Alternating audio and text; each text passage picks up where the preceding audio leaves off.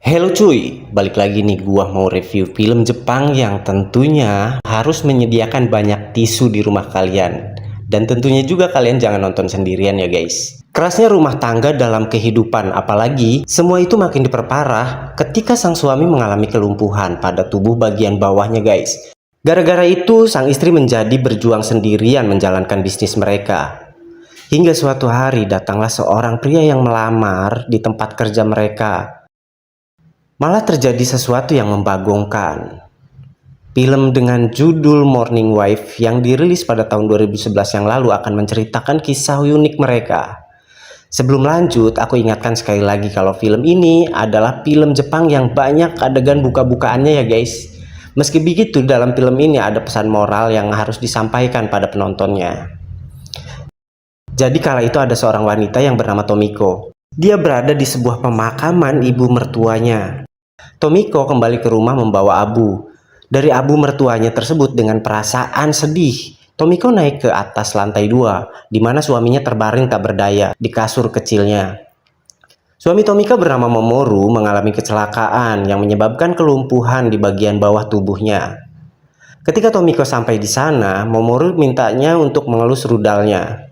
Apakah udah bisa bangkit lagi atau belum? Karena Tomiko ini sebenarnya sangat ingin melakukan, sayangnya hal itu belum bisa terjadi. Rudal Mamoru masih tidak bisa bangkit guys. Hal itu membuatnya jadi sangat kesal dan frustasi tentunya. Apalagi dia mendapat kabar kalau ibunya telah meninggal dunia. Makin hancur sudah hidupnya. Keadaan itu makin membuat Tomiko sedikit goyah guys, seolah-olah dia tidak punya lagi semangat untuk melanjutkan hidup. Saking lemesnya, guci tempat menaruh ibu mertuanya itu terjatuh dan pecah. Bukannya dibersihkan dan dikembalikan, Tomiko malah menjadikan dan sisa tengkorak ibu mertuanya jadi bahan enak-enak guys.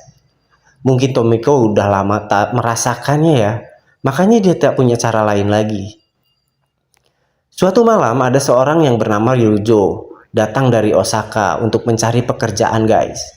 Kebetulan dia melewati rumah Tomiko dan melihat ada lowongan pekerjaan yang dibutuhkan di bisnisnya Tomiko. Tomiko dan Mamoru memiliki bisnis percetakan, jadi dia membutuhkan operator untuk mengurusi dan membantu Tomiko dalam bekerja.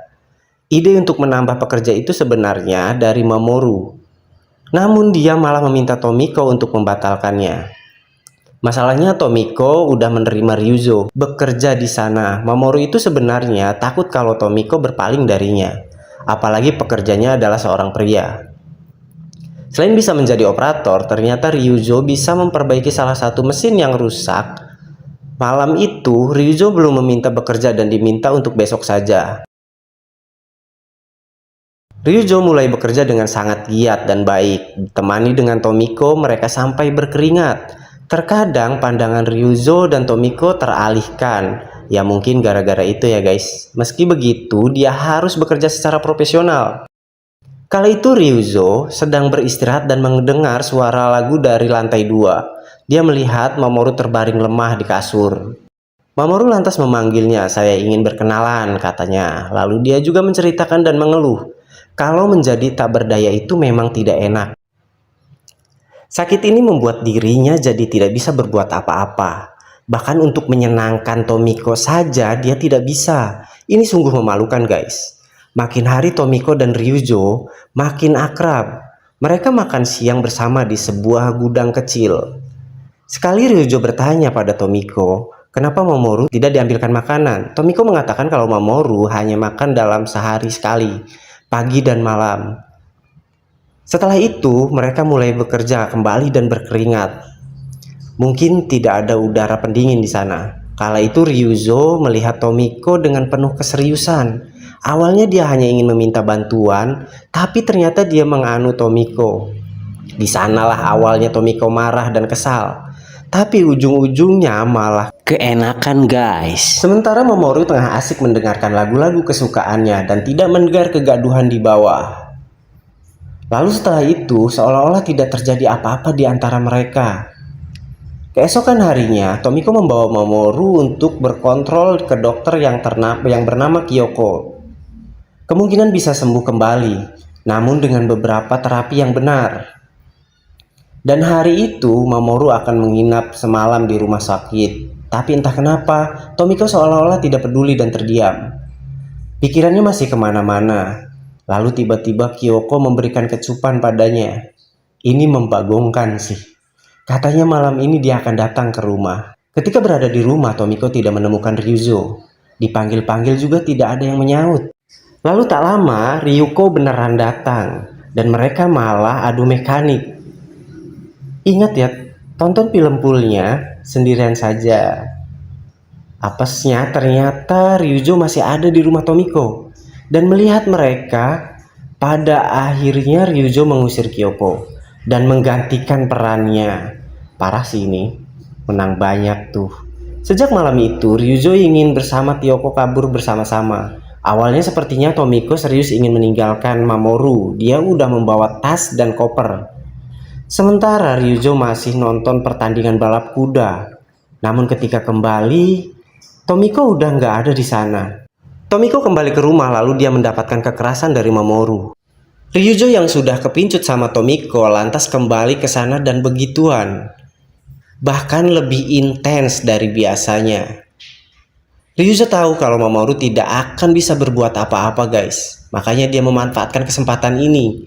Suatu hari, Tomiko mengantarkan kembali Mamoru ke rumah sakit. Kali ini Mamoru yang berbicara berdua dengan Kyoko, sementara Tomiko berada di luar. Kyoko mengatakan sekali lagi kalau Mamoru itu bisa sembuh dari cacatnya.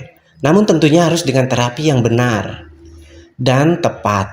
Tapi seolah-olah Mamoru tidak ingin hal itu terjadi. Dia pasrah akan keadaannya dan malah meminta Kyoko untuk mengetes rudalnya. Sayangnya memang belum berfungsi aktif.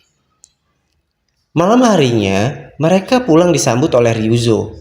Tomiko sementara meminta Ryuzo untuk membantu Mamoru naik ke atas lantai 2. Tapi Mamoru memang iseng dan sengaja membuat Ryuzo kesal. Ketika digendong, Mamoru sengaja kencing hingga membasahi punggung Ryuzo. Lalu Mamoru juga mencekik Ryuzo hingga pada akhirnya mereka jatuh berdua dari tangga. Ryuzo terluka di bagian kepalanya, sementara Mamoru tidak apa-apa. Tomiko bukannya membantu Mamoru, malah membantu Ryuzo. Alhasil Mamoru kesal, dia mencoba menyakitinya. Ryuzo yang tidak terima, lantas memukul Mamoru menggunakan kaleng, hingga akhirnya Mamoru meninggoy. Pihak keluarga Mamoru yakin kalau Tomiko lah yang membunuh Mamoru. Ini bukan sekedar kecelakaan kecil. Tomiko hanya diam dan tutup mulut. Tomiko tinggal bersama dengan Ryuzo. Meski Ryuzo masih dalam tahap pemulihan dari kejadian itu, namun mereka masih sempat-sempatnya bermain kuda pacu. Setelah itu Ryuzo turun ke bawah untuk mengambil minuman. Sayangnya dia terjatuh dari tangga dan pada akhirnya meninggoy juga. Yang pada akhirnya Tomiko memang tidak mendapatkan siapa-siapa. Niat buruk meninggalkan Mamoru ternyata berbalik padanya. Itulah tadi alur cerita film Morning Wife. Jika kalian suka dengan video ini, jangan lupa tinggalkan like. Sampai jumpa.